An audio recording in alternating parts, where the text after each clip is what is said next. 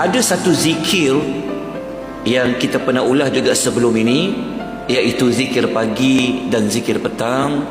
Masuk saja subuh, kita boleh baca dah zikir ini sekali. Nanti masuk asar, kita baca zikir ini sekali, supaya kalau Allah matikan kita, kita dicatat di kalangan orang yang bersyukur kepada Allah. Sabda Nabi SAW, man qala hina yusbih, sesiapa yang berkata ketika dia berada di waktu pagi. Kau saya baca doanya, Allahumma ma asbaha bi min ni'mah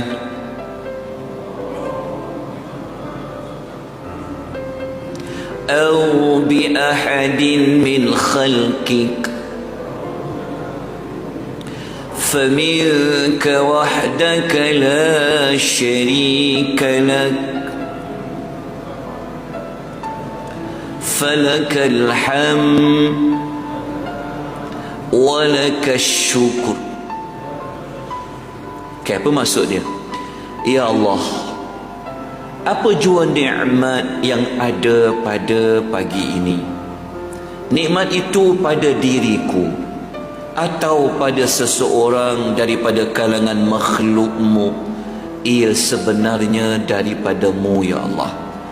Maha Esa Engkau ya Allah, tiada sekutu bagimu, bagimu segala pujian dan kepadamu dipanjatkan rasa syukur. So siapa yang baca pada waktu pagi sekali, sabda Nabi SAW, faqad adda syukra dhalika al-yawm, maka sesungguhnya dia telah menunaikan rasa syukurnya pada hari itu. Masuk pula waktu petang, sabda Nabi SAW, man qala hina yumsi, siapa yang berkata ketika dia berada pada waktu petang. Sama juga bacaan dia, cuma diubah depannya.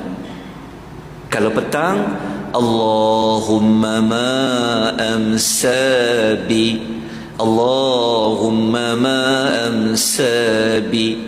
Siapalah hujung ayat, dia akan bunyi terjemahannya, ya Allah, apa jua nikmat yang ada pada petang ini pada diriku, sampailah hujung. Maka sabda Nabi SAW, adda syukra laylatih, dia telah menunaikan rasa syukurnya kepada Allah pada malam itu. Hadis riwayat Abu Daud. Jadi kita